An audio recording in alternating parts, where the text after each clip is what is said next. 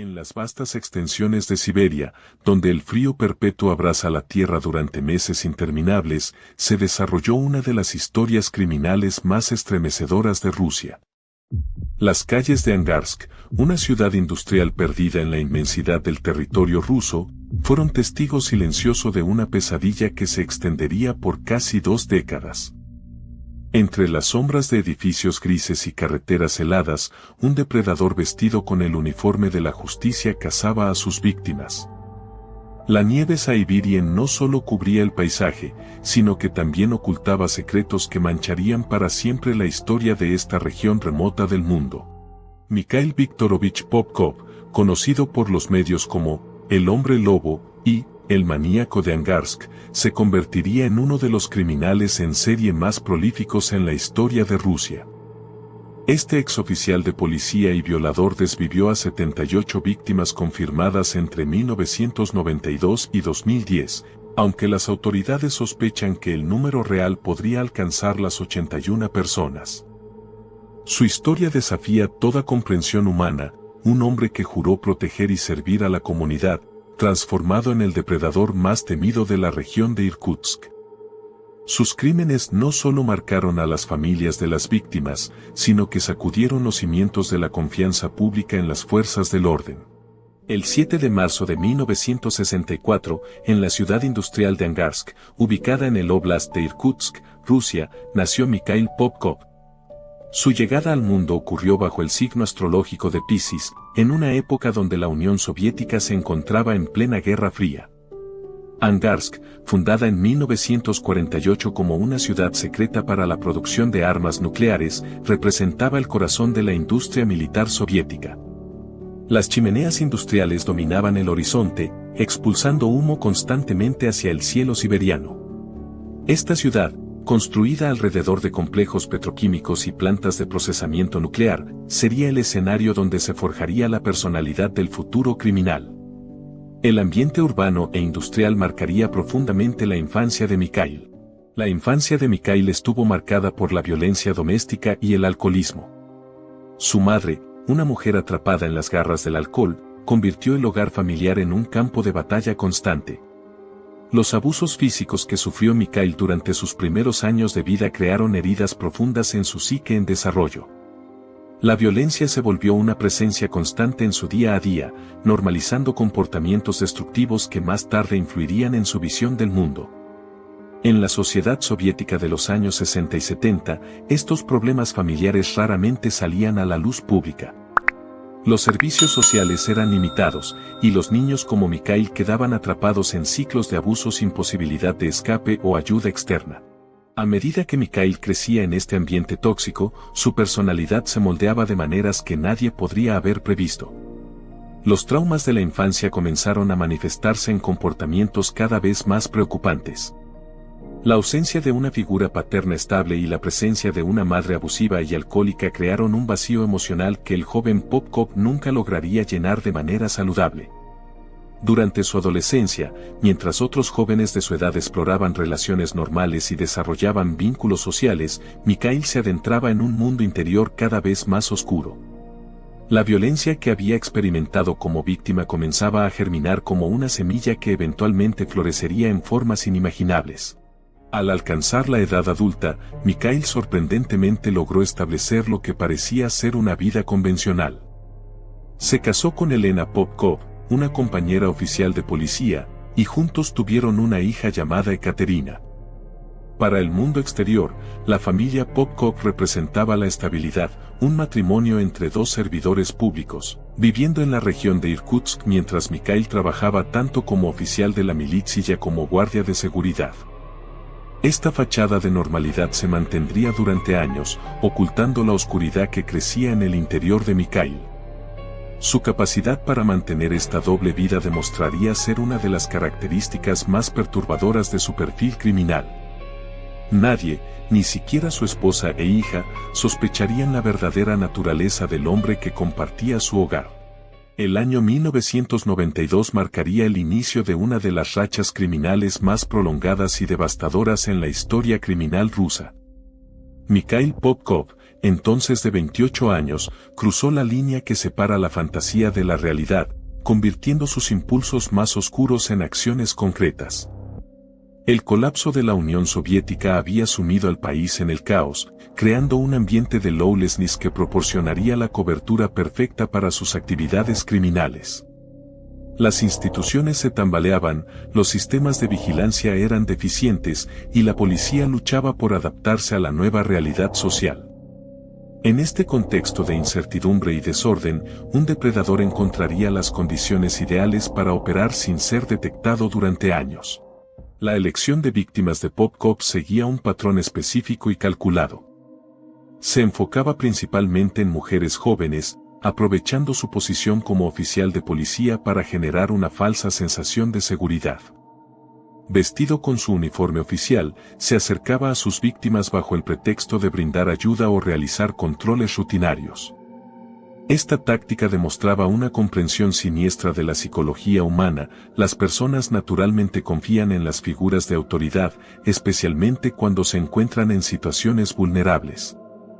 Su uniforme no solo le proporcionaba acceso a las víctimas, sino que también le permitía moverse libremente por la ciudad sin despertar sospechas. La confianza pública en la policía se convertiría en su arma más efectiva.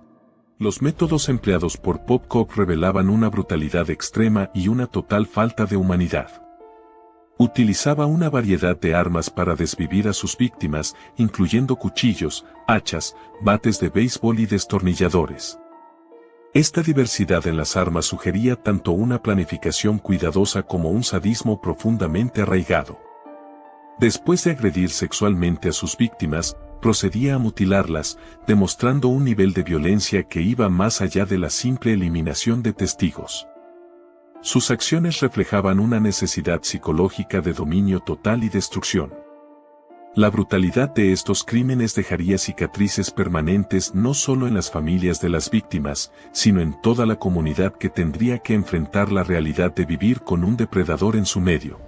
Durante el curso de sus crímenes, Popkov contrajo sífilis como resultado de agredir a una de sus víctimas, un detalle que más tarde se convertiría en evidencia crucial para la investigación.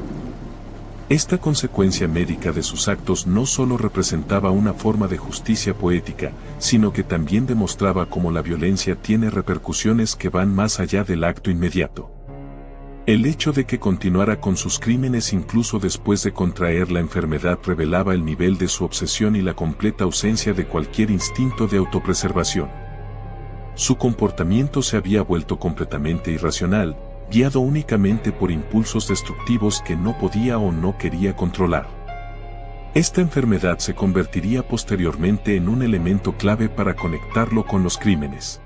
La región de Irkutsk se convirtió en el territorio de caza principal de Popkov. Esta vasta área de Siberia, conocida por sus extensos bosques, lagos congelados y pequeños pueblos dispersos, proporcionaba numerosas oportunidades para encontrar víctimas aisladas. La geografía trabajaba a su favor, las largas distancias entre comunidades, los caminos desolados y el clima extremo creaban situaciones donde las personas quedaban vulnerables y aisladas. Durante los largos inviernos siberianos, cuando la oscuridad dominaba gran parte del día, sus actividades pasaban aún más desapercibidas. La naturaleza remota de muchas de estas ubicaciones también dificultaba el descubrimiento de los cuerpos y la recolección de evidencias, permitiendo que sus crímenes permanecieran sin resolver durante años. A medida que los crímenes se acumulaban, las comunidades locales comenzaron a vivir en un estado de terror constante. Aunque inicialmente los crímenes no se conectaban entre sí, la frecuencia de desapariciones y hallazgos de cuerpos creaba una atmósfera de miedo que permeaba la vida diaria de los residentes. Las mujeres evitaban salir solas, especialmente durante las horas nocturnas. Las familias implementaban medidas de seguridad adicionales y la desconfianza hacia extraños se intensificó dramáticamente.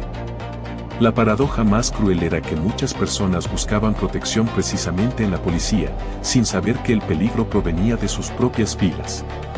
Esta situación creaba un estado de paranoia colectiva que afectaba profundamente el tejido social de las comunidades afectadas. Durante los 18 años que duraron sus crímenes, Popkov demostró una capacidad perturbadora para mantener su doble vida. En el día, Era un oficial de policía respetado y un padre de familia aparentemente normal. Por las noches, se transformaba en un depredador implacable. Esta dualidad no era simplemente una máscara que se ponía y se quitaba, representaba una fragmentación profunda de su personalidad que le permitía compartimentar completamente sus diferentes identidades.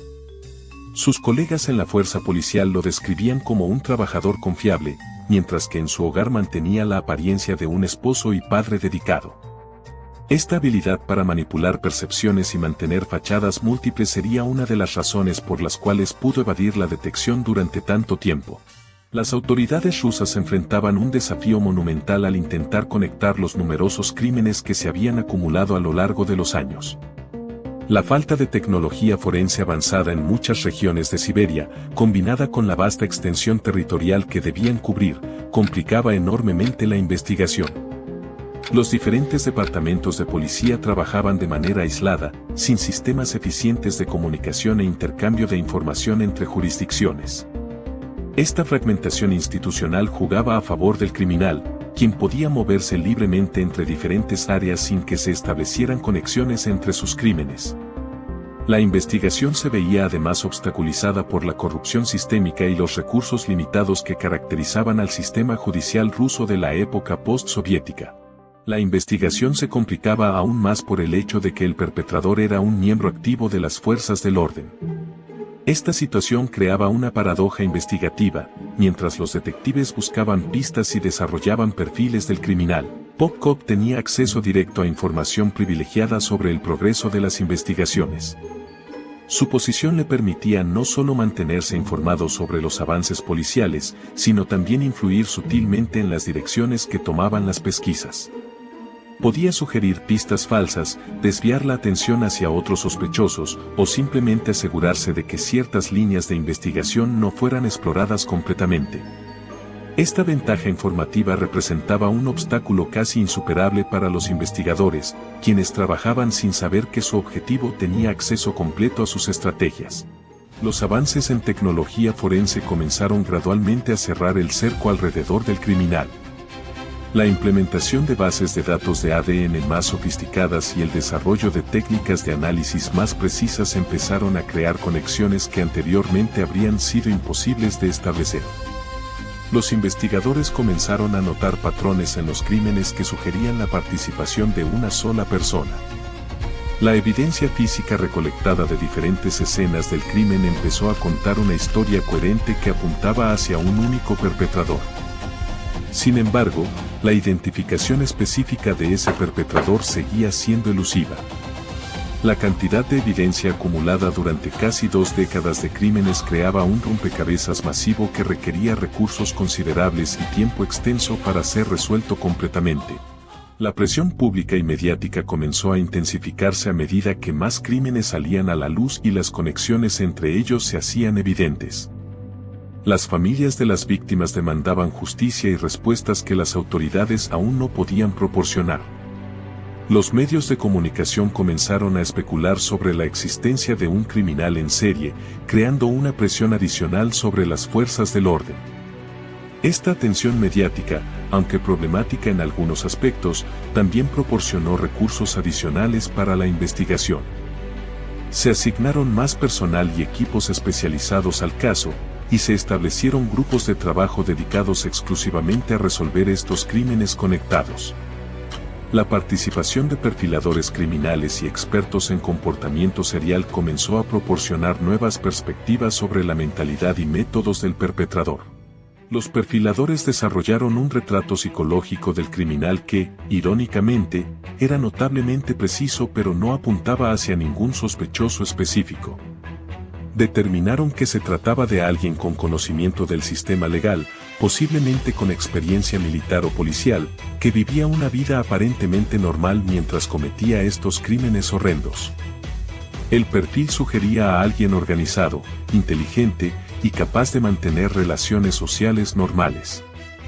También indicaba que el perpetrador probablemente tenía acceso a información sobre las investigaciones policiales. Estas características, aunque precisas, describían a miles de individuos en la región. La frustración de los investigadores crecía al darse cuenta de que tenían un perfil detallado de su objetivo, pero carecían de los medios para identificarlo específicamente entre la población general. El año 2010 marcó el final de la racha criminal de Popcop, aunque las autoridades no lo sabrían hasta años después. Las razones para este cese de actividad permanecen especulativas. Podría haber sido el resultado de cambios en su situación personal, el aumento de la vigilancia policial, o simplemente una decisión consciente de detener sus actividades antes de ser capturado. Lo que es cierto es que después de 18 años de terror, las desapariciones y crímenes con su patrón característico simplemente se detuvieron. Sin embargo, las investigaciones continuaron, ya que los investigadores no tenían forma de saber que la actividad criminal había cesado. El silencio no significaba resolución, sino simplemente una pausa inquietante que mantendría a las comunidades en estado de alerta durante años adicionales. El 23 de junio de 2012, después de 2 décadas de investigación, Mikhail Popcop fue finalmente arrestado. Para entonces tenía 48 años y había logrado mantener su doble vida durante tanto tiempo que su captura sorprendió no solo a la comunidad en general, sino incluso a sus colegas más cercanos en la fuerza policial. El arresto fue el resultado de avances en análisis de ADN que finalmente conectaron evidencia física de múltiples escenas del crimen con muestras biológicas de Popcop. La tecnología que no estaba disponible durante los primeros años de sus crímenes finalmente había evolucionado lo suficiente para identificarlo inequívocamente. Su detención marcó el final de una de las investigaciones criminales más largas y complejas en la historia rusa moderna.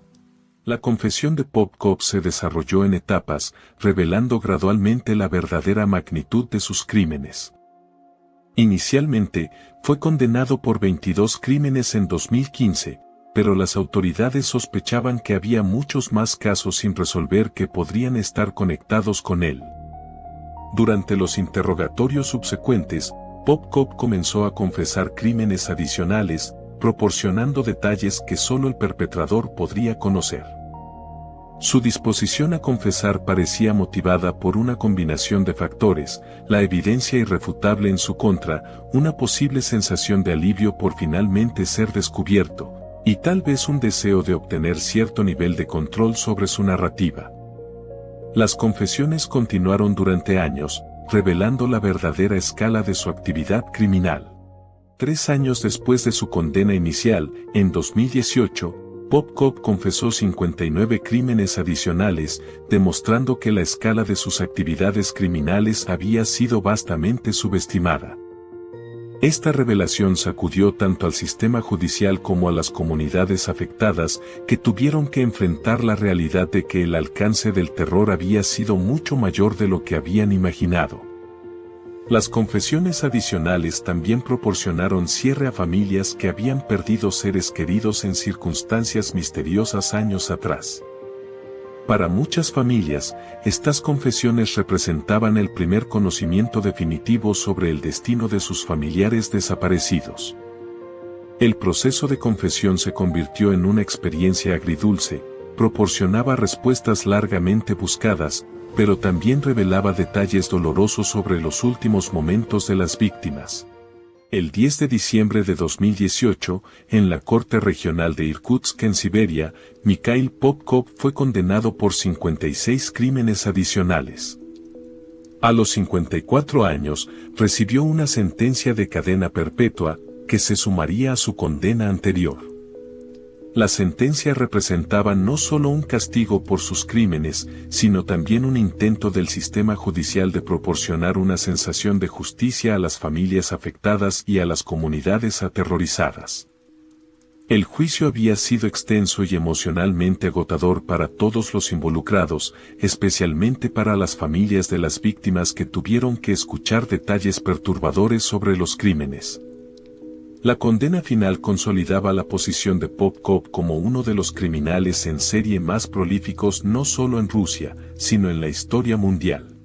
La sentencia de cadena perpetua significaba que Popcop pasaría el resto de su vida en una prisión rusa, sin posibilidad de libertad condicional. Para un hombre que había vivido durante décadas manteniendo el control total sobre la vida y el fallecimiento de otros, la pérdida completa de libertad representaba una forma de justicia poética. Su transferencia al sistema penitenciario marcaba el final definitivo de su capacidad para causar daño a otras personas. En prisión, se convertiría en un número más, despojado de la autoridad y el poder que había abusado durante su carrera como oficial de policía. Las paredes de la prisión que ahora lo contenían simbolizaban no solo su castigo personal, sino también la protección de la sociedad contra futuros actos de violencia de su parte. Hoy, Mikhail Popkov permanece encarcelado en una prisión rusa, donde continuará hasta el final de sus días. A sus 60 años, cumplidos el 7 de marzo de 2024, representa un recordatorio viviente de cómo la autoridad puede ser pervertida y utilizada para causar un daño inimaginable. Su caso ha sido estudiado por criminólogos y psicólogos forenses alrededor del mundo, contribuyendo al entendimiento de la psicología criminal y los patrones de comportamiento de los criminales en serie. La longevidad de su actividad criminal y su capacidad para mantener una doble vida durante décadas lo convierten en un caso de estudio único. Su encarcelamiento proporciona un sentido de cierre para las comunidades afectadas, aunque las cicatrices emocionales de sus crímenes perdurarán durante generaciones. El impacto del caso Popkov en el sistema de justicia ruso ha sido profundo y duradero. Su capacidad para operar sin detección durante tantos años expuso serias deficiencias en los protocolos de investigación, la comunicación entre jurisdicciones, y los sistemas de control interno dentro de las fuerzas policiales. Como resultado, se implementaron reformas significativas en los procedimientos de investigación criminal, incluyendo mejores sistemas de intercambio de información, controles psicológicos más rigurosos para oficiales de policía y protocolos mejorados para el análisis de evidencia forense. Estas reformas, aunque llegaron demasiado tarde para las víctimas de Popkov, han contribuido a prevenir que casos similares puedan desarrollarse sin detección durante periodos tan extensos. El legado de sus crímenes incluye, paradójicamente, mejoras en la capacidad del sistema para proteger a futuros ciudadanos. Para las familias de las 78 víctimas confirmadas, el cierre del caso proporcionó respuestas largamente esperadas, pero también un dolor renovado al conocer los detalles de los últimos momentos de sus seres queridos. Muchas de estas familias habían vivido durante años sin saber qué había sucedido con sus familiares desaparecidos, manteniendo una esperanza que finalmente se reveló infundada. El proceso de identificación y confirmación de víctimas se extendió durante años, ya que muchos casos habían permanecido sin resolver durante décadas. Cada identificación representaba simultáneamente un momento de cierre y una renovación del dolor. Los memorial services y conmemoraciones organizadas para honrar a las víctimas proporcionaron un espacio para el duelo colectivo y la sanación comunitaria, aunque el proceso de recuperación emocional continuaría durante años. La historia de Mikhail Popkov sirve como un recordatorio sombrío de que el mal puede residir en los lugares más inesperados y bajo las fachadas más convincentes. Su capacidad para mantener una vida familiar aparentemente normal mientras cometía actos de violencia extrema desafía nuestras asunciones básicas sobre la naturaleza humana y la capacidad de reconocer el peligro. El caso subraya la importancia de sistemas de control y vigilancia robustos, incluso, o especialmente, dentro de las instituciones encargadas de proteger a la sociedad. Mientras Popkov permanece encarcelado, su legado perdura en las reformas institucionales implementadas, en las familias que continúan sanando, y en la memoria colectiva de las comunidades que sobrevivieron a casi 2 décadas de terror. Su historia nos recuerda que la vigilancia eterna es el precio de la seguridad, y que la confianza, una vez traicionada, debe ser reconstruida con cuidado y sabiduría.